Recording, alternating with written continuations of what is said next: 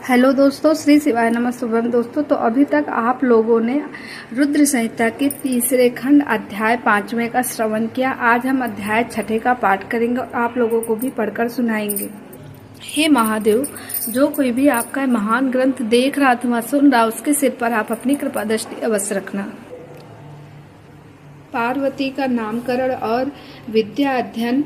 नारद का हिमवान के यहाँ जाना, पार्वती का हाथ देखकर भावी फल बताना। चिंतित हुए हिमवान को आश्वासन दे पार्वती का विवाह शिव जी के साथ करने को कहना और उनके संदेह का निवारण करना। ब्रह्मा जी कहते हैं, नारद, मैना के सामने महातेजस्विनी कन्या होकर लौकिक गति का आश्रय ले। वह रोने लगी। उसका मनोहर रुदन सुनकर घर की सब स्त्रियां हर्ष से खिल उठी और बड़े वेग से प्रसन्नता पूर्वक वहां आ पहुंची। नील कमल दल के समान श्याम कांति वाली उस परम तेजस्विनी और मनोरम कन्याओं को देखकर गिरिराज हिमालय अतिशय आनंदमय निमग्न हो गए। तदनंतर सुंदर मुहूर्त में मुनियों के साथ हिमवान ने अपनी पुत्री के काली आदि सुखदायक नाम रखे। देवी शिवा गिरिराज के भवन में दिनों दिन बढ़ने लगी। ठीक उसी तरह वैसे वर्षा के समय में गंगा जी की जलराशि और शरद ऋतु के शुक्ल पक्ष में चांदनी बढ़ती है। सुशीलता आदि गुणों से संयुक्त तथा बंधुजनों की प्यारी उस कन्याओं को कुटुंब के लोग अपने कुल के अनुरूप पार्वती नाम से पुकारने लगे। माता ने कलिका को उमा आदि तपस्या मत कर कहकर तप करने से रोका था। मुने इसीलिए वह सुंदर मुख वाली गिरिराज नंदिनी आगे चलकर लोक में उमा के नाम से विख्यात हो गई। नारद तदनंतर जब विद्या के उपदेश का समय आया, तब शिवा देवी अपने चित्त को एकाग्र करके बड़ी प्रसन्नता के साथ श्रेष्ठ गुरु से विद्या पाने लगी। पूर्व जन्म की सारी विद्याएं उन्हें उसी तरह प्राप्त हो गई जैसे शरद काल में हंसों की पात अपने आप सर्वाग्गा के तट पर पहुंच जाती है और रात्रि में अपना प्रकाश स्वतः महर्षियों को प्राप्त हो जाता है। मुने, इस प्रकार मैंने शिवा की किसी एक लीला का ही वर्णन किया है। अब अन्य लीला का वर्णन करूंगा, सुनो। एक समय की बात है, तुम भगवान शिव की प्रेरणा से प्रसन्नता पूर्वक हिमाचल के घर गए। मुने, तुम शिव तत्व के ज्ञाता और उनकी लीला के जानकारों में श्रेष्ठ हो। नारद गिरिराज हिमालय ने तुम्हें घर पर आया देख प्रणाम करके तुम्हारी पूजा की और अपनी पुत्री को बुलाकर उससे तुम्हारे चरणों में प्रणाम करवाया। मुनीश्वर फिर स्वयं ही तुम्हें नमस्कार करके हिमाचल ने अपने सौभाग्य की सराहना की और अत्यंत मस्तक झुका हाथ जोड़ तुमसे कहा। हिमालय बोले, हे मुने नारद, ब्रह्मा पुत्रों में श्रेष्ठ ज्ञानवान प्रभु आप सर्वज्ञ हैं और कृपा पूर्वक दूसरों के उपकार में लोग लगे रहते हैं। मेरी पुत्री की जन्म कुंडली में जो गुण दोष हो उसे बताइए। मेरी बेटी किसकी सौभाग्यवती प्रिय पत्नी होगी? ब्रह्मा जी कहते हैं, मुनि श्रेष्ठ, तुम बातचीत में कुशल और कौतुकी तो हो ही। गिरिराज हिमालय के ऐसा कहने पर तुमने कलिका का हाथ देखा और उसके संपूर्ण अंगों पर विशेष रूप से दृष्टिपात करके हिमालय से इस प्रकार कहना आरंभ किया। नारद बोले, शैलराज और मैना, आपकी यह पुत्री चंद्रमा की आदि कला के समान बढ़ी है। समस्त शुभ लक्षण इसके अंगों की शोभा बढ़ाते हैं। यह अपने पति के लिए अत्यंत सुखदायिनी होगी और माता पिता की भी कीर्ति बढ़ाएगी।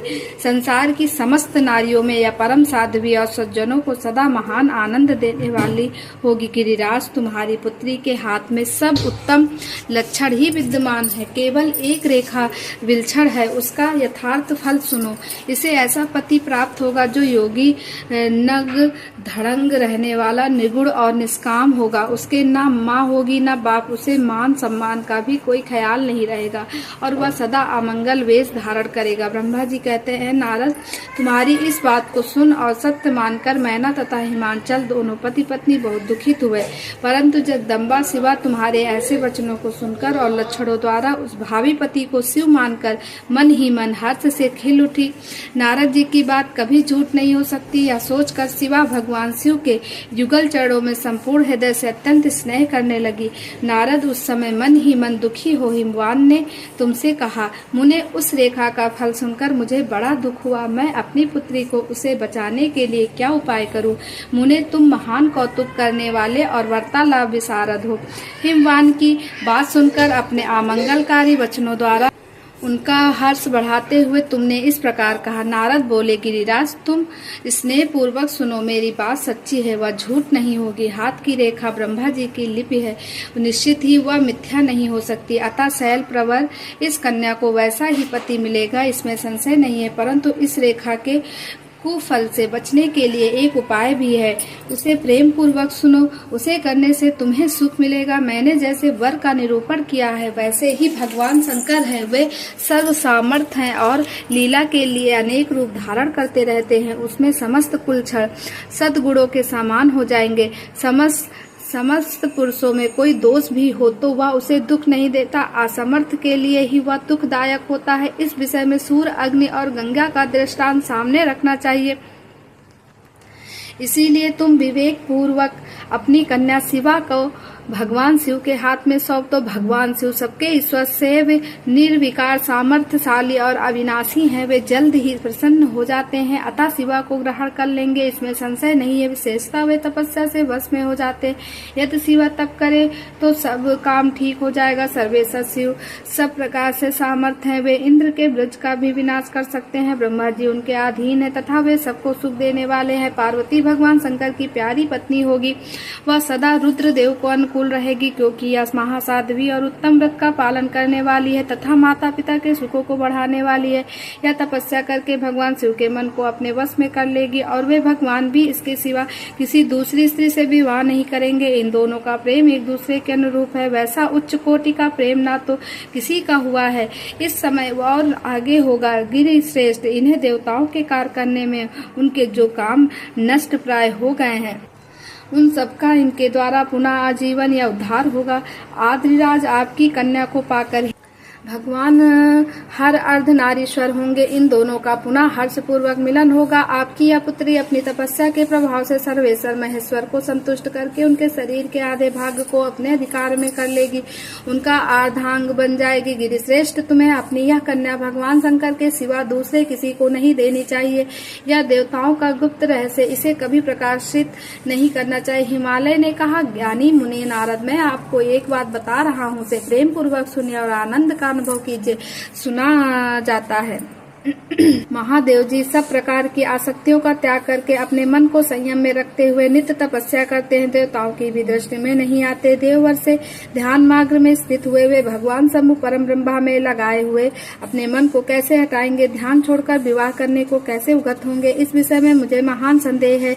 दीपक की लौ के समान प्रकाशमान अविनाशी, प्रकृति से परे, निर्विकार, निर्गुण, सगुण, निर्वेश और निरीह जो परम ब्रह्म है, वही उनका अपना सदा शिव नामक स्वरूप है। अतः वे उसी का सर्वत्र साक्षात्कार करते हैं। किसी ब्रह्मा अनात्म वस्तु दृष्टि नहीं डालते। मुने यहाँ आए हुए किन्नरों के मुख से उनके विषय में नित्य ऐसी ही बात सुनी जाती है। क्या आप बात मिथ्या ही है?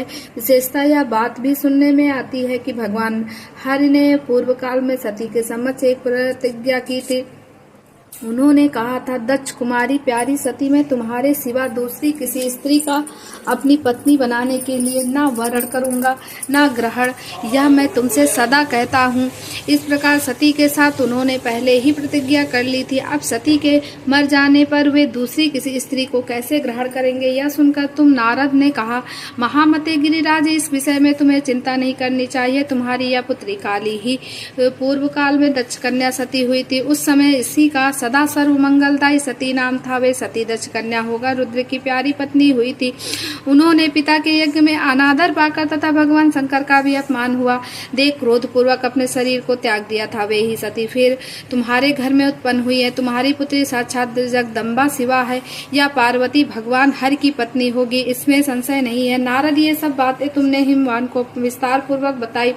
पार्वती का वह पूर्व रूप और चरित्र प्रति को बढ़ाने वाला काली के उस संपूर्ण पूर्व वृत्तांत को तुम्हारे मुख से सुनकर हिमवान अपनी पत्नी और पुत्र के साथ तत्काल संदेह रहित हो गए। इसी तरह तुम्हारे मुख से अपनी उस पूर्व कथा को सुनकर काली ने लज्जा के मारे मस्तक झुका लिया और उसके मुख पर मंद मुस्कान की प्रभा फैल गई। गिरिराज हिमालय पर पार्वती के उस चरित्र को सुनकर उसके माथे पर हाथ फेरने लगे और मस्तक सूंघकर उसे अपने आसन के पास ही बिठा लिया। नारद, इसके पश्चात तुम उसी क्षण प्रसन्नता पूर्वक स्वर्गलोक को चले गए और आनंद से युक्त हो अपने सर्व संपत्तिशाली गिरिराज हिमवान भी मन ही मन मनोहर भवन में प्रविष्ट हो गए। तो दोस्तों यहीं पर ये 6वां अध्याय समाप्त होता है। अब इसके आगे की कहानी हम जानेंगे 7वें अध्याय में। तब तक के लिए श्री शिवाय नमस्तुभ्यम।